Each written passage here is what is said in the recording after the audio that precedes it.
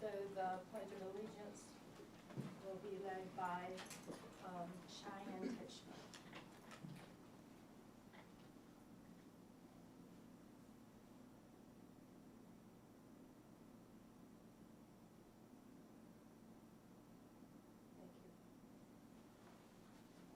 I pledge allegiance to the flag of the United States of America and to the republic for which it stands, one nation, under God, indivisible, with liberty and justice for all. Thank you.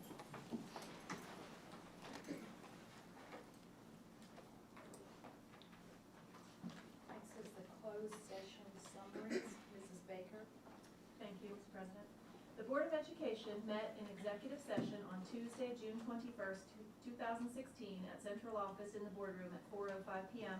under Authority 3-305 of the General Provisions of the Annotated Code of Maryland to discuss the following items: board meeting minutes, personnel topics, including professional leave requests, interim assignments, negotiations, certificated personnel recommendations, legal topics, including federal guidelines and legal case updates. The board recessed the executive session at 5:50 p.m. to begin the work session. The board went back into executive session at 7:50 p.m. to discuss a personnel topic. Matthew Paugh made a motion to adjourn the executive session, and Thomas Carr seconded the motion. The board unanimously approved adjourning the executive session at 9:22 p.m. Board members present included Mrs. Charlotte Seabold, President, Mrs. Monica Rinker, Vice President, board members Mr. Thomas Carr, Mrs. Cynthia Doughton, and Mr. Matthew Paugh. Board members. Also present for part of the meeting were Dr. Janet Wilson, Secretary Treasurer, Superintendent of Schools, Mrs. Barbara Baker, Assistant Superintendent of Educational Services, Mrs. Amy Barnhouse, Interim Director of Human Resources, and Ms. Allison Schweitzer, Interim Director of Finance. Mrs. Karen Brewer, Executive Assistant to the Superintendent, was present for part of the meeting for the purpose of taking minutes. The Board of Education met in an executive session on Tuesday, June 28, 2016 at Central Office in the conference room on 3rd floor at 6:05 p.m. under Authority 3-305 of the General Provisions of the Annotated Code of Maryland to discuss the following items: personnel topic, interim superintendent appointment, and a legal topic, interim superintendent contract. The board adjourned the executive session to begin the business session. Matthew Paugh made a motion to adjourn the executive session, and Thomas Carr seconded the motion. The board unanimously approved adjourning the executive session at 6:28 p.m. Board members present included Mrs. Charlotte Seabold, President, Mrs. Monica Rinker, Vice President, board members Mr. Thomas Carr, Mrs. Cynthia Doughton, and Mr. Matthew Paugh, board member. Thank you. Next we have program updates, and the first one is Learning Beyond the Classroom, Mobile Outreach Education Community Center. Dr. Wildes. Good evening. I am updating you on the Learning Beyond the Classroom project that I brought forward to you in March. Just a quick reminder, there are 10 locations that have been identified that are classroom visits on the 3rd week of every month, excluding January and February. So in June, the 3rd week, we had 214 children that visited the classroom and 150 families. So we targeted 200, so we achieved that goal. We were very happy with that. Then on June 25th, we had a celebration event that was from our major donors, the Woods, the Bowls, and the Kluskies. They had a foundation tournament that had over 300 guests. So that was the kickoff to our mobile classroom. Phase 2 of our construction actually happens after next week, because it'll be our July classroom. So phase 2 of the construction, so when you see the classroom today, please note it's not finished, okay? We still have on the driver's side, there's going to be a tiered countertop that's going to be placed. You'll see all the woodwork has to be stained. It will have Wi-Fi installed, computer carts, and then some electrical work that still has to be finished. So it's not completely finished, but we are hoping that it will be for our August week. So, just to kind of give you like an overview of our first month, we'd like to show you a quick video. It's less than 4 minutes. Then we'll take a tour of the bus, okay?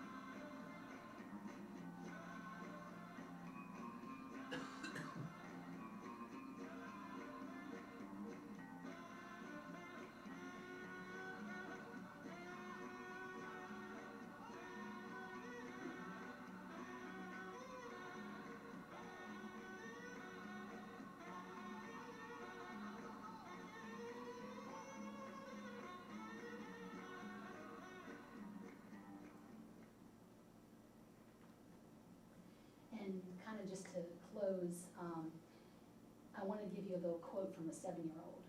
And on one of our events, this little boy got on the bus. He said, "Wow, this is the coolest bus I've ever seen. Is it okay if I go in the back and read?" And I thought, you know what, those are the words every educator wants to hear. May I read? You know, so we're really happy with the bus. And we know that it's providing the services across the county that our families need. So we'd like you to go out and see the bus, but please remember, it's not finished, but I think you'll be impressed. Okay, thank you very much. We will go do that. We'll be right back.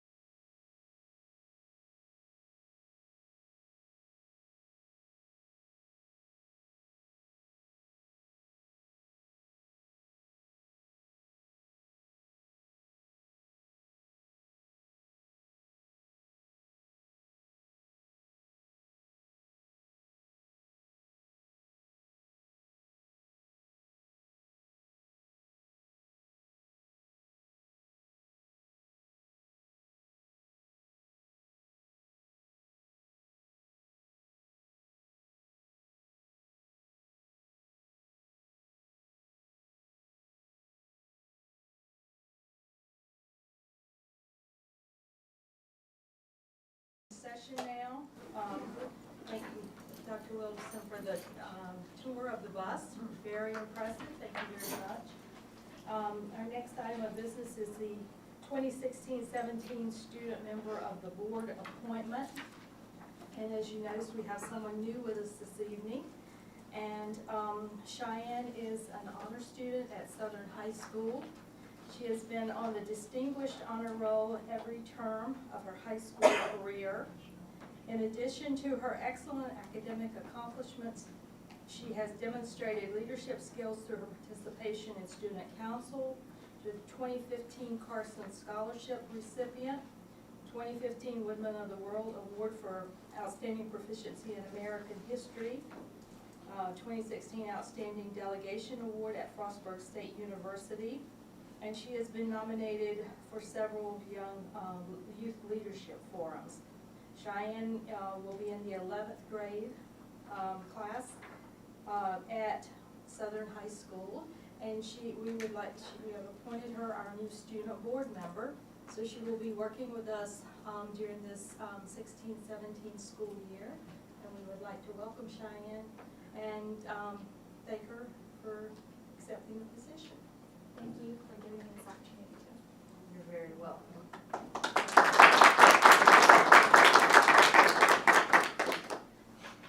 The next item on the agenda is the transgender guidelines update, Attorney General opinion, and we have Mrs. Baker and Mr. Brandon Hoover.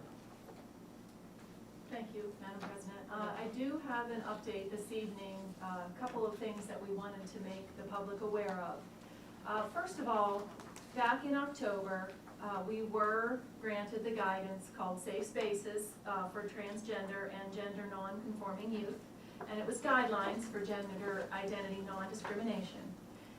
And at that time, we provided professional development to our guidance counselors, our pupil personnel workers, our school psychologists, administrators, and even some teachers on safe environments for transgender students and non-discrimination following this guidance.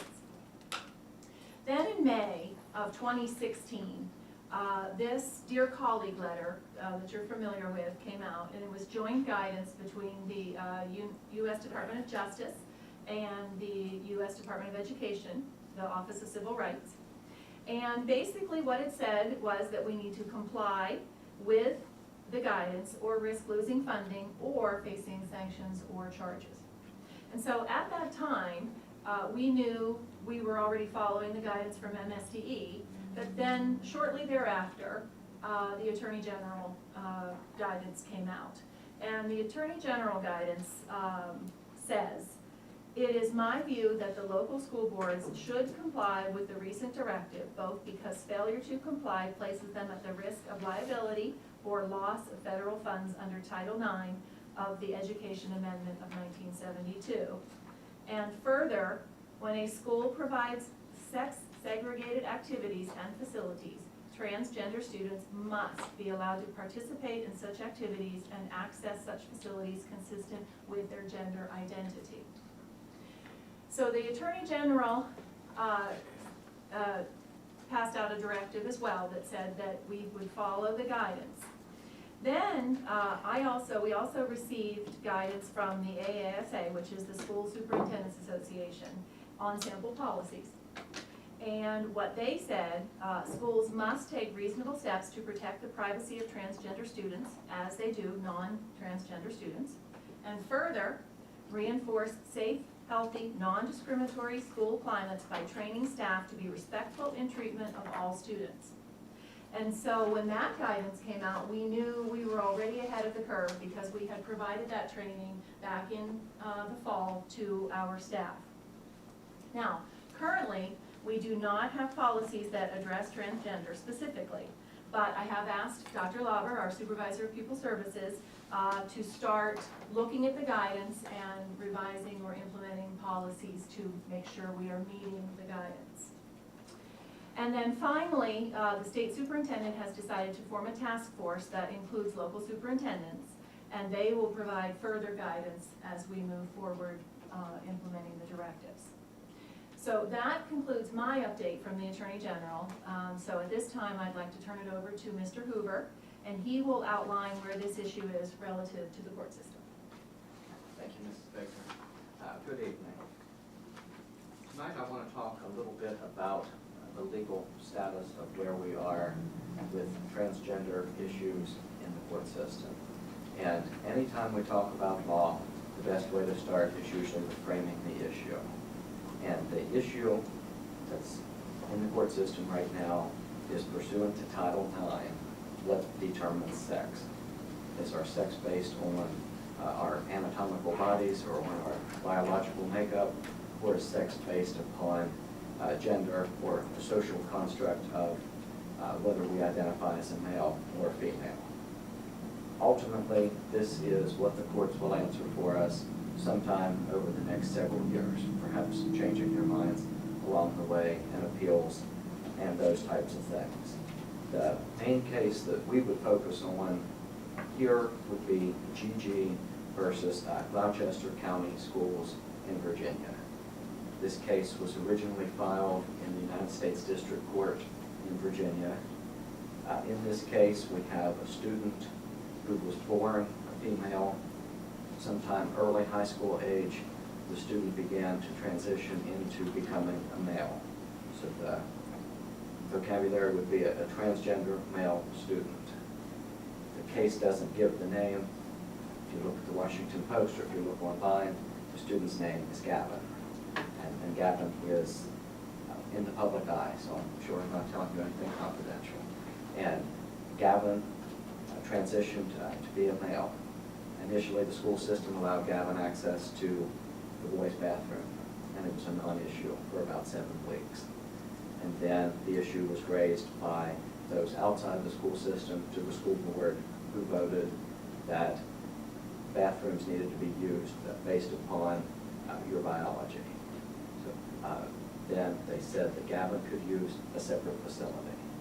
If Gavin didn't want to use the girls' bathroom, Gavin could use a neutral bathroom. Ultimately, that then led to filing of the suit.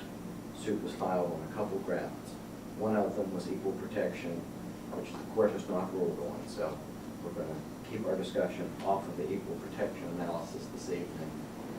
The other grounds were Title IX violation, ultimately alleging that Gavin was discriminated against based on sex.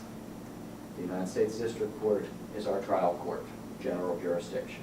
We look at the federal court system, district court is like the circuit court. So at that court, the judge dismissed the case on Title IX. The school system filed a motion to dismiss, saying that there's nothing here. The judge agreed, there's nothing here, because to discriminate on the basis of sex is not the same as discriminating on the basis of gender. The case was then appealed to the United States Courts of Appeals for the Fourth Circuit. So now, the reason that a Virginia case matters to us is in Maryland we are within the Fourth Circuit. So a decision from the Fourth Circuit would be binding on Maryland federal courts. When the case reached the United States Court of Appeals, what you should think about is this isn't a trial in a court like this. This is an argument, basically. And the court issued 3 separate opinions. 3 judges heard the case, 3 judges wrote opinions. And the second judge agreed with the first opinion. So that's what's carrying the weight of the law at the moment. There was no actual ruling in this case, but rather the case was remanded or sent back to the trial court for a real hearing. They basically told the trial judge, there are issues here, we're sending it back to you to actually try this case. What the opinion says that 2 judges ultimately joined in on is that some deference needs to be given to the United States Department of Education, who says that discrimination based on gender is the same as sex discrimination. So that's what happened in the Green case. The Green case is not over, but rather it is remanded back to the United States District Court for a trial. Trials in the district court generally take some time. traditionally, you'd probably be looking at 12 to 18 months. I'm not sure if this one would move faster. Then there will likely be an appeal from there, probably back to the United States Court of Appeals, and they'll make a decision. And ultimately, someday, the matter will reach the United States Supreme Court. General rule is, it takes a case about 5 to 7 years from start to reaching the Supreme Court. There are some factors that might cause this to move faster. One of those would be if we could get different United States Courts of Appeals to come up with different decisions.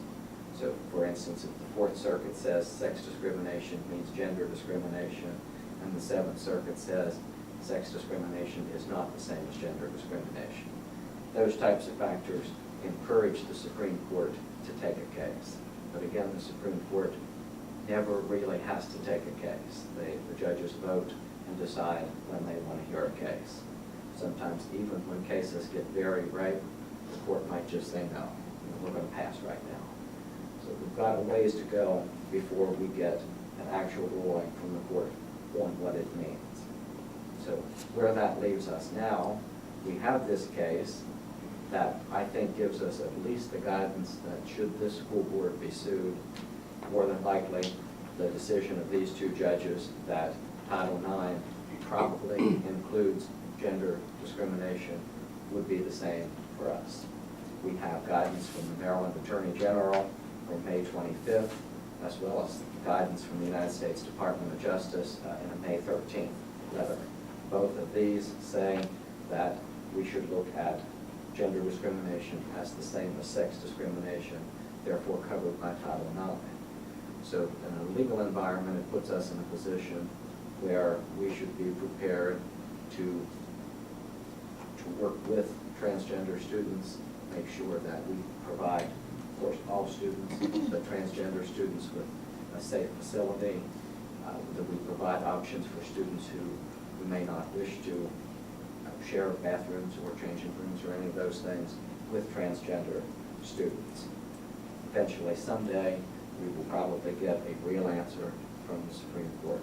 But until then, the law tells us that we should abide by these things. And of course, the Dear Colleague letter is what is dangling the axe that federal funding would be cut if their guidelines are not followed. Some people have, I know that's a big issue that's been talked about, and people have asked, what can the public do? What if the public is unhappy with this? And basically, because of the lay of the land, we have the federal case and we have state guidance. So the impetus for change for anyone who would want change for any reason whatsoever would not be at the local level. It would rather be at the state level, but more realistically, would be at the national level. So that's pretty much the legal landscape.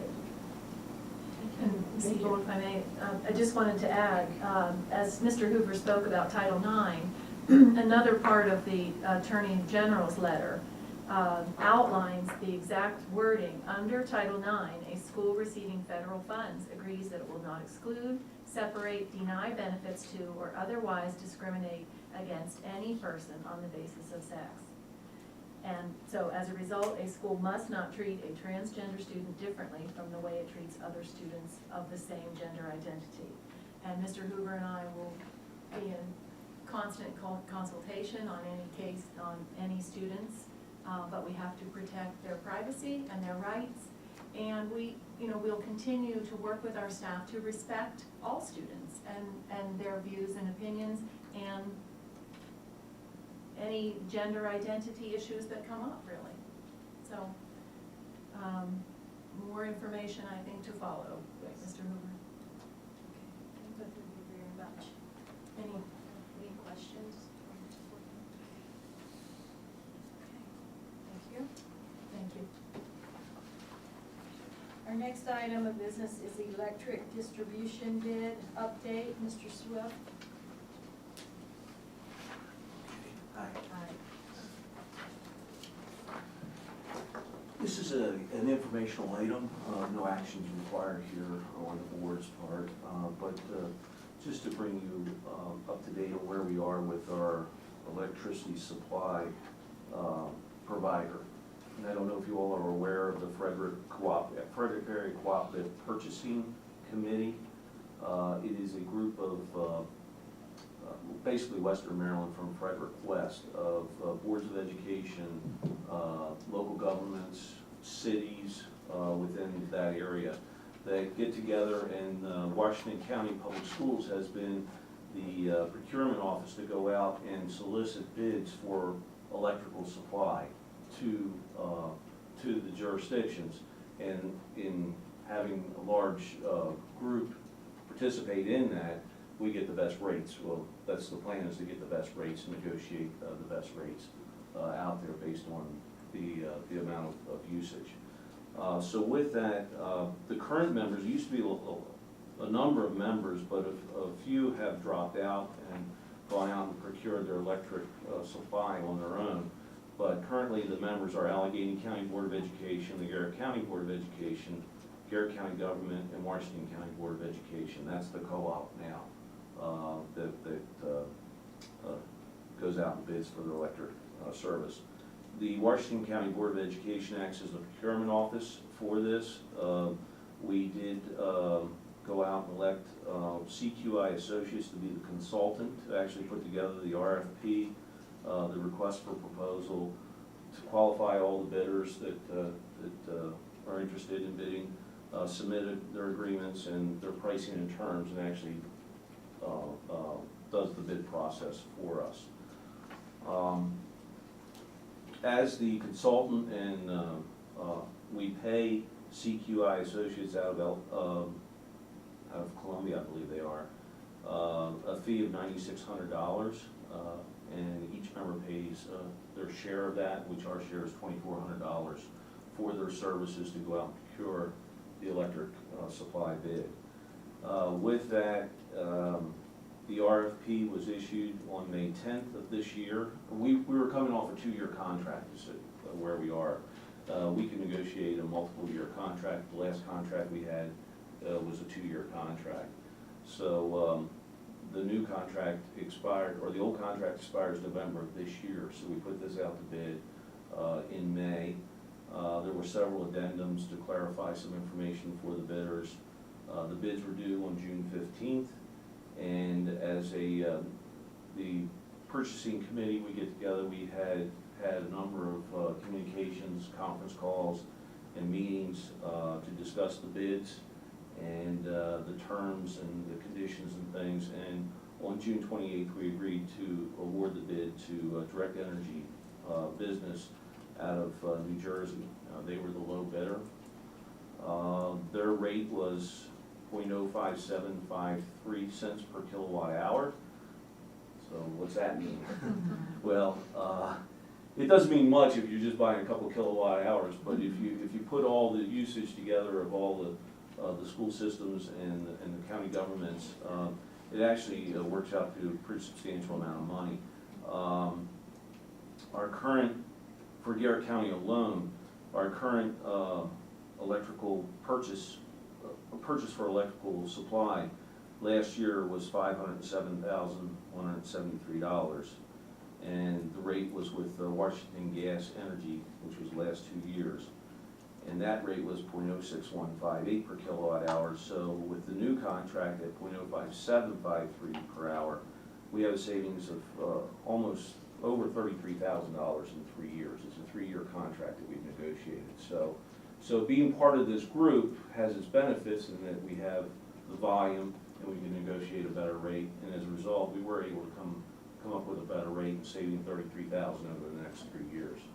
So that was just an informational type thing that we do look for the best rates we can get, and we use the expertise of some very smart people out there to help us get the best rates. And we had 4 companies bid on our usage, and again, we awarded that to Direct Energy Services. Any questions? Yes, sir. Yeah, Dr. Teet spoke about being in this, and I was just curious as to how long we've been in the consortium. I don't know how long. I know that this is the 3rd contract that I've been involved with, which goes back to 2010. Yep. We had a 3-year, then a 2-year, now we're going back to a 3-year contract, but I don't know how long before that we've been in. Well, it's a trivia question, but I think it is, you know, there might be other ways we can work with other counties to get better prices for certain things. Right. Thank you very Okay, much. thank you.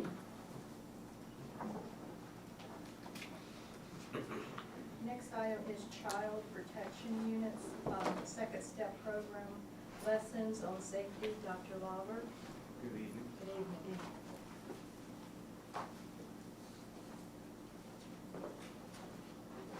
Appreciate having a few minutes to talk about personal safety curriculum for our elementary students.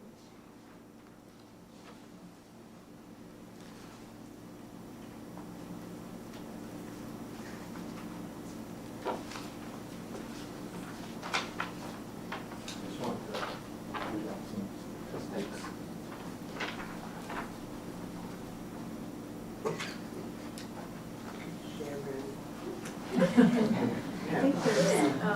I think there's more than one Wow, I'll share. I know you I've see. seen them, yes.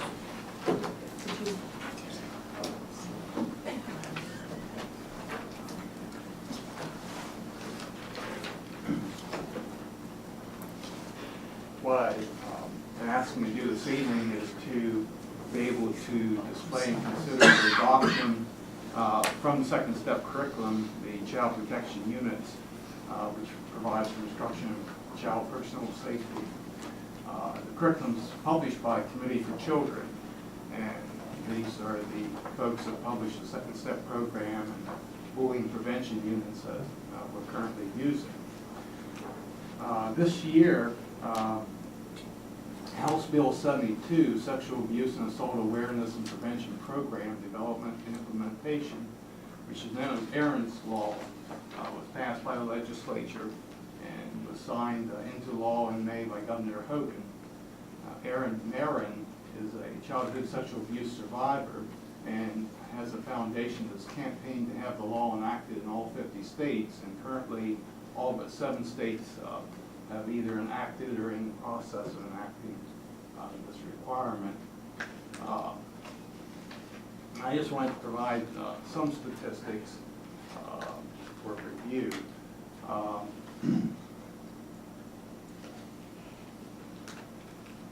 In looking at this whole issue, 1 in 10 children be sexually abused before the age of 18.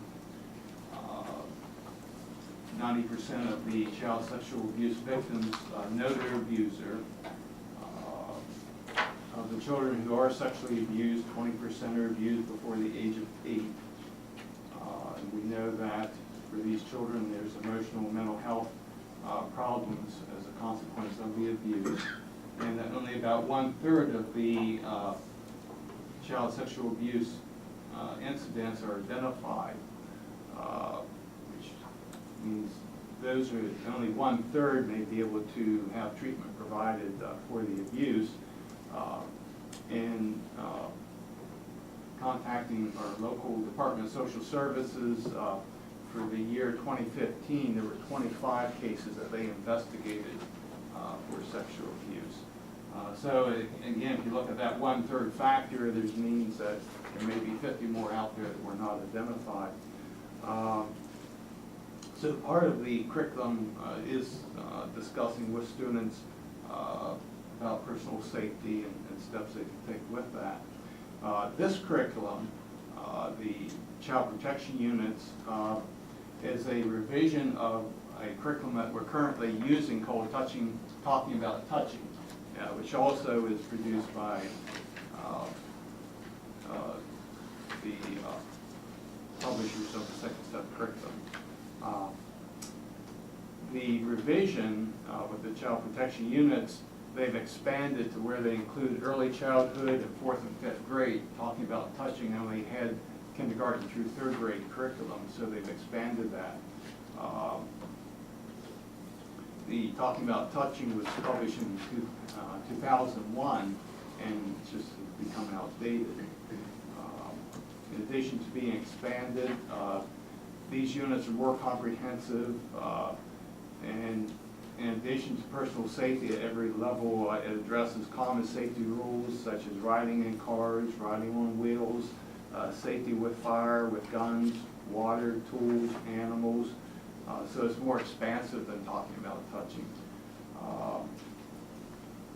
It certainly reflects the quality of the products from the Committee for Children. They have a strong research base that they use to develop these materials. Again, we're currently using Second Step Program, bullying prevention units, and the older Talking About Touching program, but we would like to update to this. They meet the National Health Education Standards for Center for Disease Control, providing personal safety instruction to students, and it meets the requirements of the Maryland House Bill 72 that was signed in May by Governor Hogan. This was presented to the Health Advisory Committee, and they agreed with moving ahead and requesting to have the materials displayed for review and considered for adoption. Ms. Siegel, if I may. We did present this to the Health Advisory Committee, which I believe Ms. Rinker and Ms. Dalton were in attendance.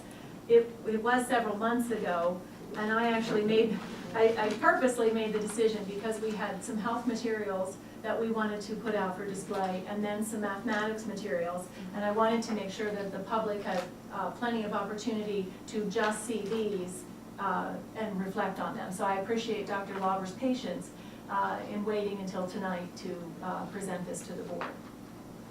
We are hoping that by the beginning of the school year, we could have this in place, and again, that would help meet the requirements of the new law. We don't have anything now that meets the law? We're using the Talking About Touching, but again, there's no early childhood and there's no 4th and 5th grade curriculum for that. Some of the health curriculum might touch on areas of that, but this covers the whole requirements of the law. And again, it's just, I think it was published 2 years ago, so it's based on the most recent research and is very up to date with students in terms of the materials that they're seeing. Does anyone else have any questions, comments? Yeah, do we have specialists come into the class to do the lessons, or just the classroom School teacher? counselors usually. School counselors. Right. So then they, did have some more training and I think sensitivity to the I was area. thinking of the training aspect. Because I would say from time to time, either, it may not be at that time, but there may be some disclosures come about through those lessons. But again, we can't help those children if we don't know what's taking place. And a lot of the research shows that the abusers were often abused themselves as a child. So you have to try to break that cycle and provide treatment and assistance.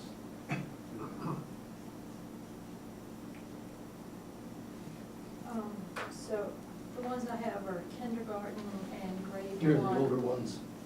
You have them for, Upper so grades, what, again, it'll run kindergarten, pre-K through 5th grade. pre-K. Right. Do we have a pre-K I here? have early learning. It's early It's learning, early learning. yeah, early learning. And you would come back next month, we'll keep these on display for a month, make a press release that they're available for review. Ms. Dalton or Ms. Rinker, did you? We were at the scene, but they highly supported it. The comments were positive. It's never easy. It's never a subject that's easy to talk about. But it's certainly one that we have to face as parents and as educators. And we said the counselors would be. School The counselors, school right, counselors would provide be the that. ones. Okay. Thank you very much. The next item is the final report of the commission to review Maryland's use of assessments and testing in public schools. And Mrs. Baker? Thank you. I have a memo here, and it actually is from former Superintendent Dr. Wilson, and she served on the committee, and I'm going to read parts of her memo about the Assessment Commission. She said she was very honored to represent Garrett County on the commission to review Maryland's use of assessments and testing in public schools. And the final report of the commission has been provided to the board members. And as you may be aware, in accordance with House Bill 452 of the 2015 General Assembly session, the commission was required to report its findings and recommendations to the State Board of Education, each county Board of Education, and the General Assembly on or before July 1st of 2016. This report was distributed to all superintendents on June 30th and forwarded to local school board presidents. Additionally, in accordance with the legislation, on or before September 1st of 2016, each county Board of Education shall review and consider the commission's findings and recommendations, make comments and recommendations related to whether they accept or reject the commission's findings and recommendations to the state board, and make the comments and recommendations available to the public upon request. And so I would like to recommend that I review the report with our instructional staff and work with the board to prepare our comments before the September 1st deadline. So I believe what we're asking for is everyone to go over the recommendations, we have those, and if you have comments, I guess we have to also say whether we reject. Correct, accept or reject. Right, right, and then send that, the state board will be reading those. I know that was in the newsletter they had today, that they would be receiving those and looking at those before they made their decisions on how to handle the report. Correct. Any questions or comments, and we'll be looking at that next month. Thank you. You're welcome. At this time is public comment. Do you have anyone signed up for public comment? No? Okay, thank you.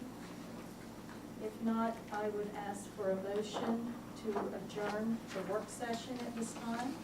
Mr. Paul, have a second? Second. Okay, Mrs. Downton, is there any discussion? If not, all in favor say aye. All right. Aye. Opposed? Okay, we're now out of the work session.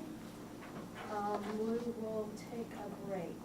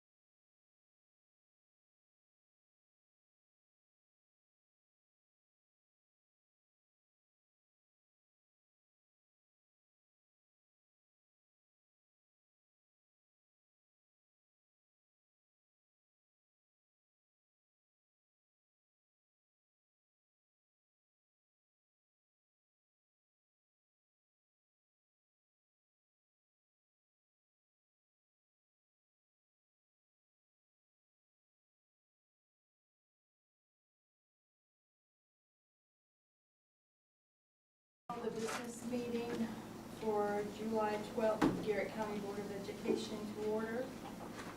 First, we'd like to ask for the approval of the consent agenda.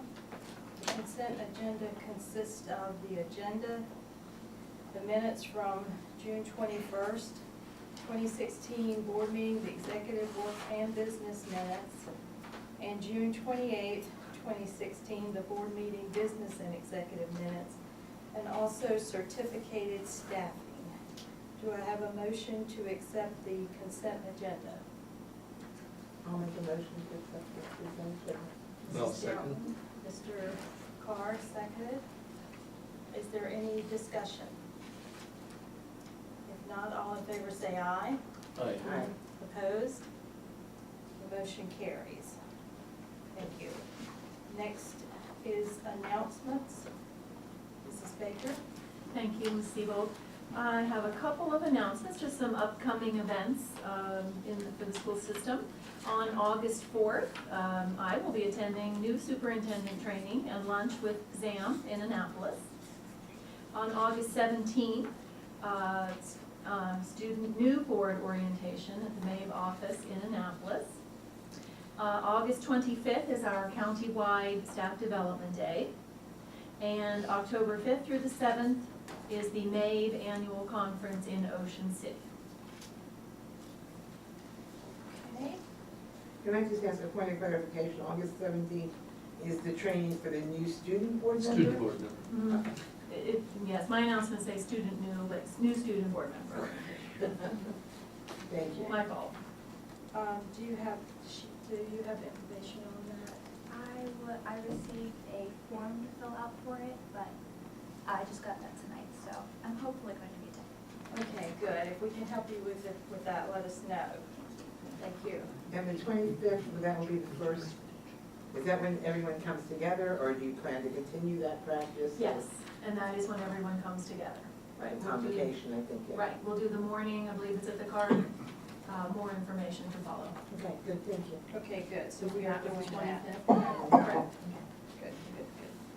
I did have one item. I want to mention the business before hours that the chamber has. This month is the county commissioners report. I'm not going to be able to go to that. I'm going to be out of town next week.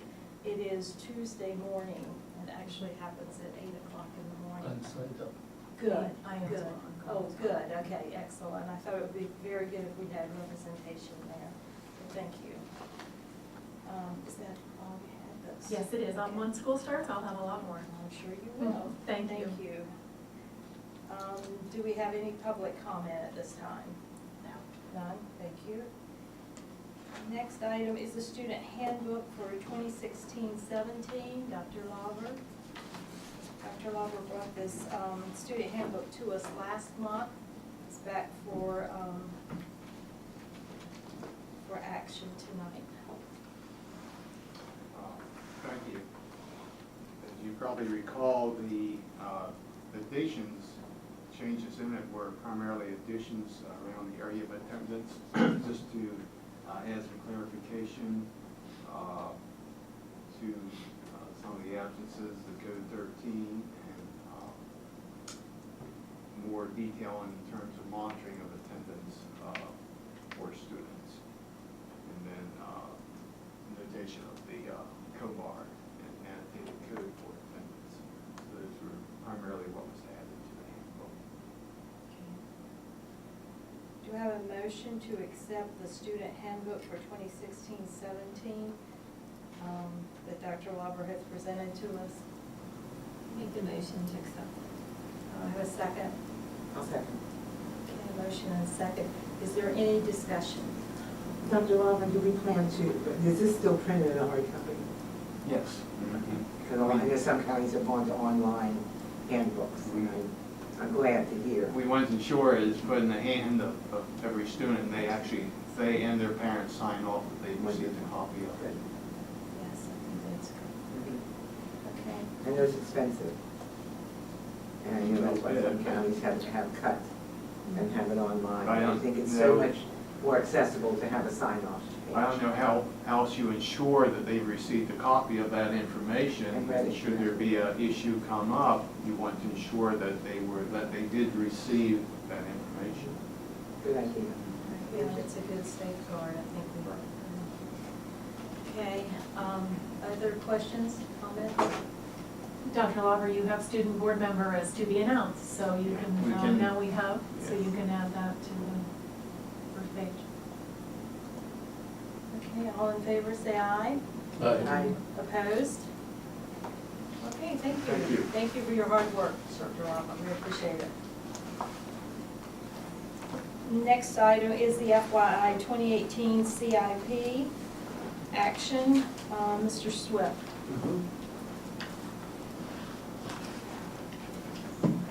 Okay, this is a follow-up from our meeting last month, where we presented the fiscal 2018 CIP summary page for your consideration this evening. Any questions? Well, I'll make a motion that we accept the 2018 CIP. Okay, I have a motion, do I have a second? Okay. A motion and a second. Do we have discussion?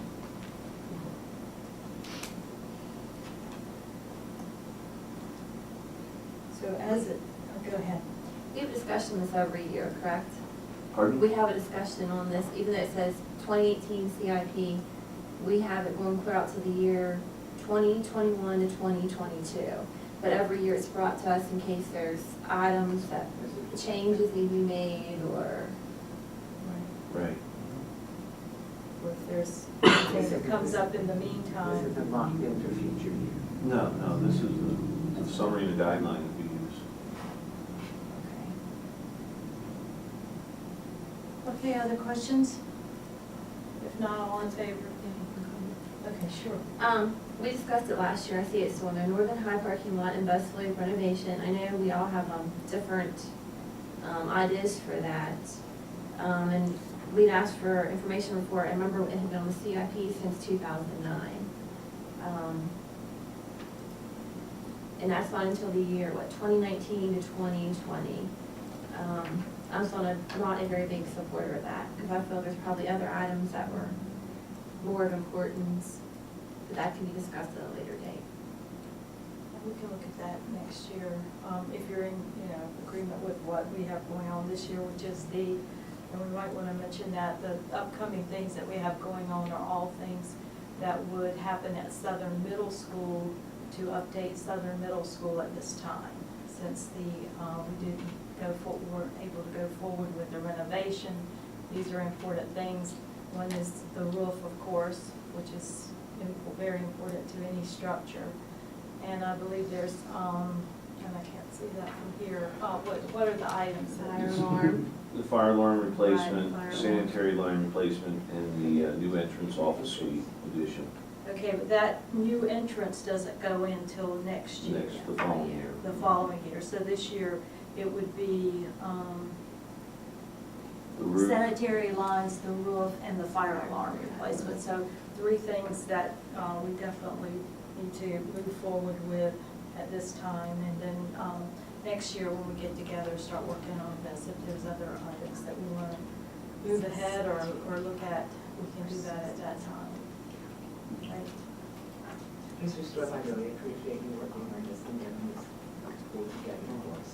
And why you are disappointed that's under and not getting the funding for that. I appreciate you refocusing Right. on this area. Do I have a point of clarification? Ms. Brinker said something about we'd asked for a board member, a board, No, or a member to we- be, what? No, we had asked in the past for information from prior CIPs and had discussed it. Okay, I thought you said something about since 2009. Oh, I said that the Northern High School parking lot and bus loop has been on the CIP since 2009. Okay, And I, great, thank you. that's what. Okay, great. Okay, any other questions or comments? If not, all in favor say aye. Opposed? Okay, motion passes. Thank you very much. Thank you, Mr. Swin. Next, we have the MAID report. Mr. Carr, did you have something? Sort of. I will be leaving at 4:30 tomorrow morning for the Board of Directors meeting in Annapolis. Not too much I can say about that meeting, other than Dr. Salmon will be there as our new state superintendent to make connection with the board. I was at the state board meeting at the end of June, and it was interesting how animated and excited Dr. Salmon became when they were talking about CTEs.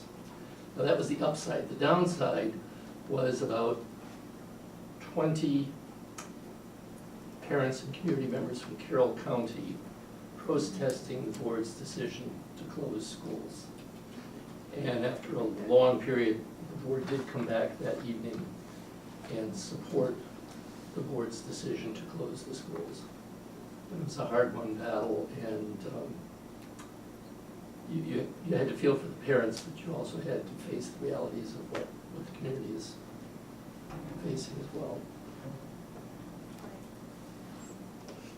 Now, if you'd like a report on tomorrow on Thursday night, I'd be happy to add that to the agenda. Sure.